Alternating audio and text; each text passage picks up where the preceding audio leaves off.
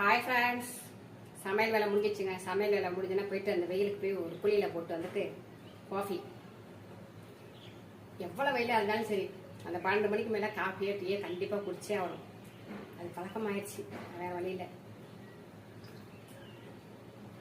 சமைச்சிருக்கேன். சுபா என்னென்ன சமைச்சிருக்கான்னு போய் பார்ப்போம் வாங்க. வெயிலுக்கு ஏற்ற மாதிரி காஃபி குடிக்கிறேன், வெயிலுக்கு ஏற்ற மாதிரி சமைச்சிருக்கேன். என்னென்ன சமைச்சிருக்கேன்னு பார்ப்போமா வாங்க. வெயிலுக்கு வழக்கம் போல் உடக்கூத்தின தயிர்.